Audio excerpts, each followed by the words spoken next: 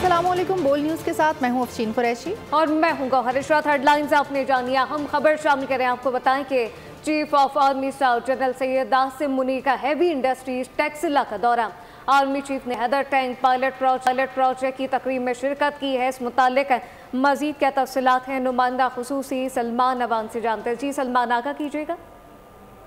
जी बिल्कुल, दिफाई सनत के मैदान में खासतौर पर इंडिजनाइजेशन के मैदान में पाकिस्तान की बहुत बड़ी कामयाबी है। पाकिस्तान ने अंदरूनी मुल्क तैयार किया गया एक और टैंक, गो कि अभी ये पायलट प्रोजेक्ट है, हैदर टैंक इसको नाम दिया गया है। हैदर टैंक को आज आर्मी चीफ ने उसके पायलट प्रोजेक्ट को लॉन्च किया है और इस हवाले से पाकिस्तान की एक बहुत बड़ी से कामयाबी करार दिया जा सकता है। आर्मी चीफ ने दौरा किया HIT का, जहाँ पर ये टैंक जो है तैयार किया गया है। इस मौके पर चाइना की जो स्टेट अहदेदार, पाकिस्तान आर्मी और जो दीगर मिलिट्री अहदेदार थे बशमूल HIT के अहदेदार, वो भी मौजूद थे।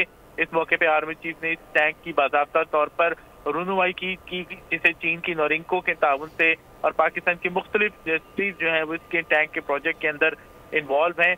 हैदर टैंक की अगर हम बात करें तो बिल्कुल ये जदीद तरीन कटिंग एज टेक्नोलॉजी से तैयार करदा टैंक है, जो कि टैंक वॉरफेयर के मैदान में एक बहुत बड़ी कामयाबी पाकिस्तान की करार दी जा सकती है। इसकी बेमिसाल फायर पावर है और इसकी जो अपने अंदर तहफ़्फ़ुज़ की खूबियाँ हैं वो भी बहुत ज़्यादा रखी गई हैं। इसके साथ ही इसकी मैदान जंग के अंदर मैनूवरिंग की जो कैरेक्टरिस्टिक्स हैं वो भी इसके बेमिसाल है। आर्मी चीफ को टैंक के हवाले से मुकम्मल तौर पर ब्रीफ किया गया। आर्मी चीफ को बताया गया कि जो हैदर टैंक है किस तरह से इसकी टेक्निकल कैपेबिलिटीज़ हैं और किस तरह से जो इंडिजनाइजेशन है आर्म्स के अंदर, आर्मामेंट के अंदर पाकिस्तान ने वो हासिल की है।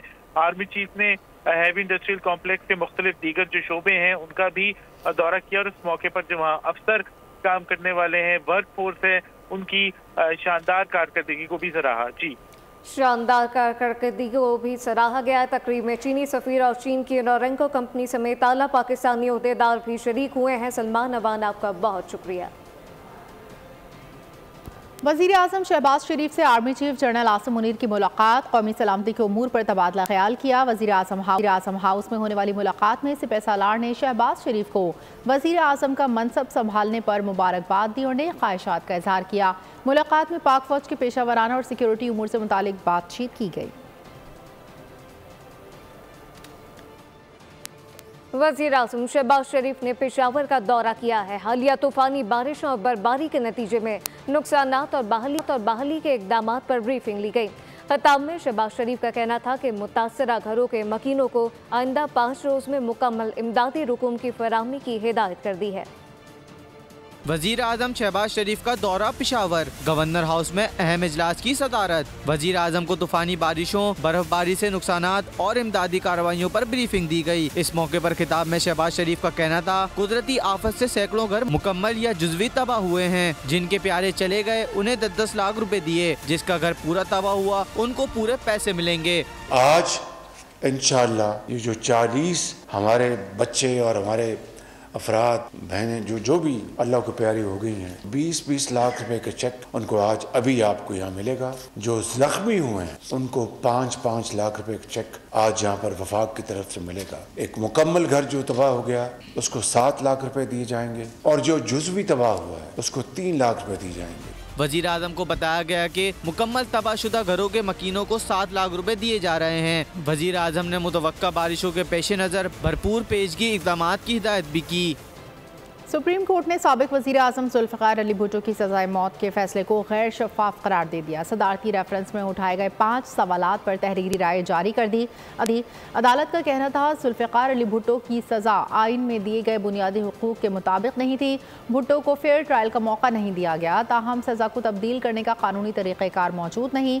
ज़ुल्फ़िकार अली भुट्टो की सज़ा के खिलाफ नज़रसानी दरख्वास्त खारिज हो चुकी है। मासी की गलतियों को दुरुस्त करने के लिए कोशा है। भुट्टो फांसी पर सदारती रेफरेंस में उठाए गए 5 सवालात पर अपनी राय में अदालत का कहना था कि भुट्टो को फेयर ट्रायल का मौका नहीं दिया गया।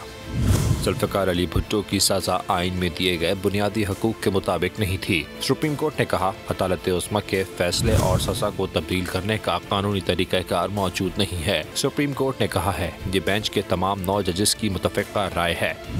हम मासी की गलतियों को दुरुस्त करने के लिए कोशिश हैं। अदालत ने रेफरेंस में उठाए गए अदालती कत्ल के सवाल से मुतालिक कहा, अदालत मुकदमे के शवाहिद का जायजा नहीं ले सकती। सजा के इस्लामी असूलों के मुताबिक होने के सवाल पर अदालत का कहना था कि इस हवाले से कुछ नहीं कह सकते क्योंकि इस बारे में मामूलत नहीं मिली। सुप्रीम कोर्ट की राय सुनते ही बिलावल भुट्टो की आंखों से आंसू छलक पड़े। स्याह चश्मा लगाकर आंसू छुपाने की कोशिश की। मीडिया को आपदीदा तस्वीर बनाने से रोक दिया। कोर्ट रूम से निकलकर वॉशरूम में चेहरा साफ किया। साफियों के सवालात लिए बगैर सुप्रीम कोर्ट से बाहर चले गए।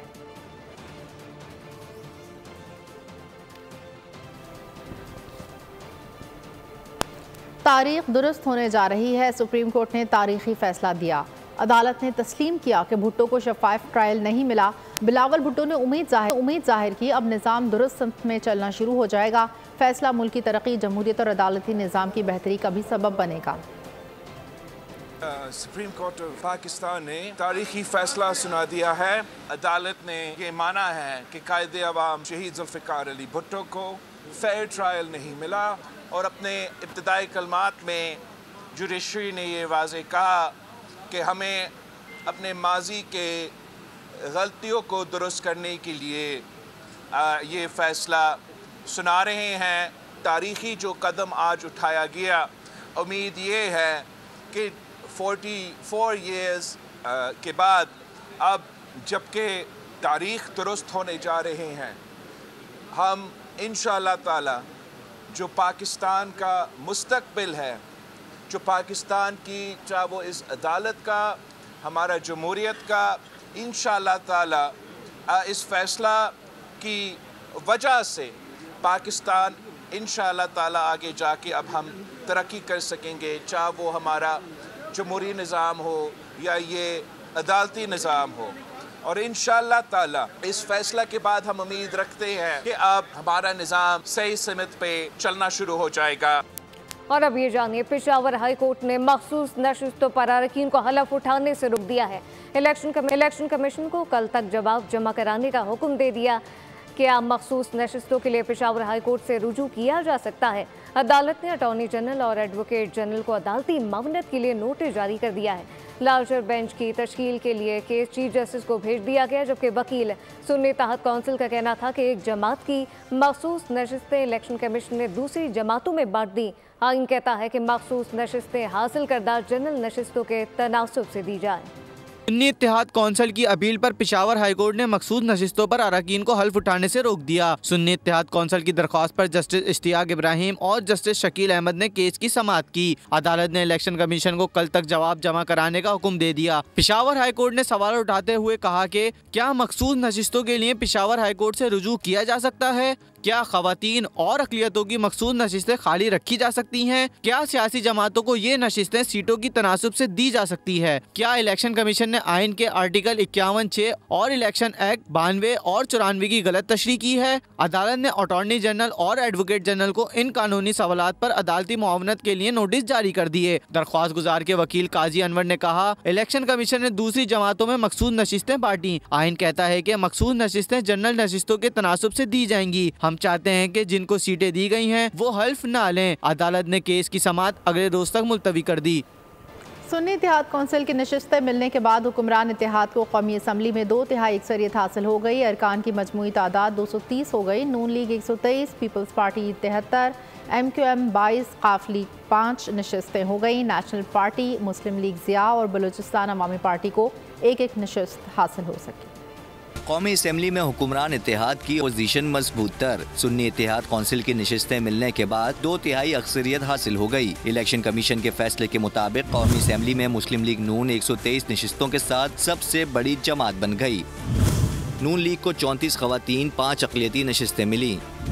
कौमी असम्बली में पीपल्स पार्टी के अरकान की तादाद 77 हो गई। PP को खवातीन की 16, अक़लियतों की 3 नशिस्तें मिली। MQM को भी 22 नशिस्तें हासिल हो गयी, जबकि JUI की नशिस्तें 11 हो गईं। काफ लीग को 5, IPP को 4 नशिस्तें मिली। मुस्लिम लीग ज़िया और बलूचिस्तान अवामी पार्टी की एक नशिस्त है। कौमी असम्बली में सुन्नी इत्तेहाद कौंसिल के अरकान की तादाद 82 रह गई है। अपलोड किए गए फॉर्म 45 में बड़े पैमाने पर बेज़ब्तियां हुई हैं। फॉर्म 45 के नंबर में हेरा फेरी की गई। PTI रहनुमा की प्रेस कॉन्फ्रेंस तैमूर सलीम जफर झगड़ा ने कहा कि पंजाब में 100 नशिस्तों के नताइज पर बेज़ब्तियां हुई हैं। तहरीक इंसाफ कौमी असम्बली की 180 सीटें जीत चुकी है। बैरिस्टर गौहर ने कहा कि इलेक्शन के बाद कोशिश होती है कि माजी को भूलकर आगे बढ़ा जाए। मेरे ख्याल में 100 सीटें आइडेंटिफाई की है और केपी में तो हम 115 में 110 सीटें जीत जाते अगर सिर्फ काउंटिंग हो जाती। मैंने अपने सारे फॉर्म्स 45 असली और नकली डाले, वो लीड्स इतनी ज़्यादा थी कि उनको हर एक टैंपर करना पड़ा, क्योंकि 1600 वोट वाला जो है वो 25,000 वोट से जीत रहा है। इलेक्शन के रिजल्ट पे लोग इतना नाकामी को तो ज़रूर देखते हैं, लेकिन रिगिंग की डिस्कशन दुनिया में नहीं हुआ करती। लेकिन जब इलेक्शन में रिगिंग ना हो, लेकिन वो इस तरह से एक 5th जनरेशन की धांधली आप कर ले कि पीसफुल इलेक्शन के बाद, लोगों के वोट के बाद, काउंटिंग के बाद आप बेसिकली रिजल्ट चेंज करें, ये पाकिस्तान में पहले टाइम हुआ है। कौमी असम्बली में सुन्नी इत्तेहाद कौंसिल ने उमर अयूब को पोजीशन लीडर मुकर्रर कर दिया। बैरिस्टर गौहर अली कहते हैं ख़वातीन की नशिस्तों के हवाले से सिंध और पेशावर की हाई कोर्ट से रुजू करेंगे। अदलिया से उम्मीद है आइन और कानून के मुताबिक फैसला होगा। इंशाअल्लाह ताला इस पार्लियामान में हमारा अपोजिशन लीडर उमर अयूब खान साहब होंगे। इलेक्शन कमीशन के ऑर्डर पे डेट लिखी है 1 मार्च को, लेकिन ये ऑर्डर अनाउंस हुआ था 4 मार्च को, और फिर 4 मार्च को ही सारी नोटिफिकेशनें हो गई है। अभी जो मुझे इत्तला आई है, शायद पेशावर हाई कोर्ट ने स्टे ग्रांट किया है, लेकिन बाकी केसेस में भी हम लाहौर और कराची हाई कोर्ट इंशाअल्लाह ताला जाएंगे, सिंध हाई कोर्ट, और वहाँ भी अदलिया से उम्मीद है कि इंशाअल्लाह कायीन और कानून के मुताबिक फैसला करेगी। पंजाब की 18 रुकनी काबीना ने हलफ ला लिया। मरियम नवाज ने बतौर सीनियर वजीर ओहदे का हलफ लिया। अज़मा बुखारी, कासिम पीरज़ादा, राना सिकंदर वजीर बन गए। सलमान रफ़ीक, इमरान नज़ीर, ज़िशान रफ़ीक, बिलाल अकबर भी काबीना में शामिल हैं। बिलाल यासीन, मुश्तबा शुजाउर रहमान और दीगर को भी वजारत मिल गई, जबकि वज़ीर आला मरियम नवाज ने हलफ उठाने वाले वज़रा को मुबारकबाद दी। कहा कि आज के दिन से अवाम की खिदमत का अहद करते हैं। अवाम की खिदमत का अहद। पंजाब की 18 रुकनी काबीना ने हल्फ उठा लिया। तकरीब हल्फ बर्दारी गवर्नर हाउस में हुई। गवर्नर पंजाब मोहम्मद बलीगुर रहमान ने वज़रा से हल्फ लिया कि मैं खलूस नीयत से पाकिस्तान का हामी व वफादार रहूँगा।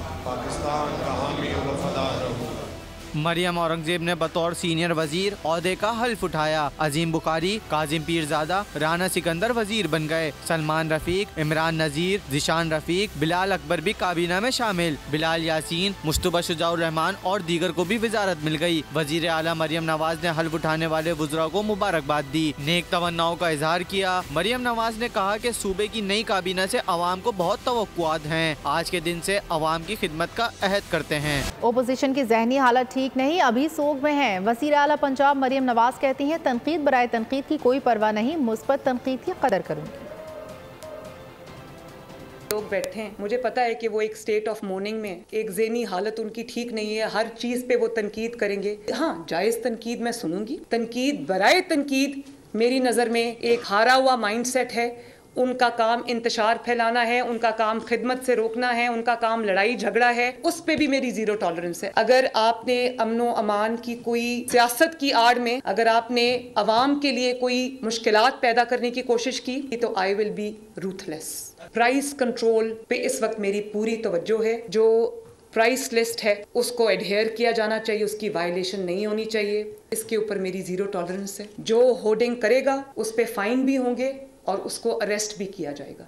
बिल्कुल इस पे मैं सख्ती के साथ पेश आऊंगी, क्योंकि अवाम के मुंह में जाने वाला निवाला अगर किसी और के मुंह में गया तो ये मैं होने नहीं दूंगी। इस पे मेरी जीरो टॉलरेंस है और इसमें अरेस्ट भी होंगे, इसमें छापे भी होंगे, इसमें सजा भी मिलेगी। जिन लोगों के पंजाब में जो भी स्टोरेज फैसिलिटीज हैं उनको अपनी डिस्ट्रिक्ट एडमिनिस्ट्रेशन के साथ रजिस्टर कराएं ताकि आप छापों से बच सकें। कराची में नौजवान लारेब के कत्ल का मुकदमा नामालूम मुल्ज़िमान के खिलाफ दर्ज कर लिया गया। मुल्ज़िमों का सुराग लगाने के लिए 2 अलहदा टीमें तश्कील दे दी गई। इलाके की जियो फेंसिंग का भी फैसला किया गया है। वाक़े की CCTV फुटेज में मुल्ज़िमान को मोटरसाइकिल पर देखा जा सकता है। मौसम का अहवाल शामिल करेंगे। मुल्क में बारिशों का एक और ताकतवर स्पेल दाखिल। कोयटा समेत बलूचिस्तान के मुख्तलिफ इलाकों में बादल बरस पड़े। ज़ियारत में बर्फबारी के बाद हर सू सफ़ेदी छा गई। खैबर पख्तूनख्वा में आज से मज़ीद बारिश और बर्फबारी मुतवक्किल। मुल्क मगरबी हवाओं के ज़ेर असर, मुख्तलिफ शहरों में होगा जल थल एक। सैलाब से मुतासरा गवादर में एक बार फिर बारिश। पंचकोर, मस्तोंग और जीवनी में भी बादल बरस पड़े। महकमा मौसमियात ने बारिशों के नए स्पेल का अलर्ट जारी कर दिया। ज़ियारत में लगातार बर्फबारी के बाद हर शहर ने बर्फ की सफेद चादर ओढ़ ली है। संचावी के पहाड़ी इलाके बर्फ से ढक गए। मुख्तलिफ इलाकों में गैस की सप्लाई मुकम्मल बंद होने से शहरियों और सयाहों को मुश्किलात का सामना है। वादी लीपा के मकीन रास्तों की बंदिश के बायस महसूर हो गए। वादी का 5 रोज से दीगर इलाकों से ज़मीनी राब्ता मुनक़ता। चित्राल में बर्फबारी से मवासलाती निज़ाम तरहम बरहम हो गया। गर्म चश्मा सड़क ट्रैफिक के लिए बंद। शारा कराकरम 1 वे ट्रैफिक के लिए बहाल कर दी गई। कराची में बादल फिर रंग जमाएंगे। मौसम का हाल बताने वालों के मुताबिक 9 मार्च को एक दूसरा मगरबी सिलसिला बलूचिस्तान के रास्ते पाकिस्तान में दाखिल होगा। कराची समेत दही सिंध में बारिशों का इम्कान है। सब्सक्राइब करें और बेल दबाएं ताकि कोई खबर रह न जाए।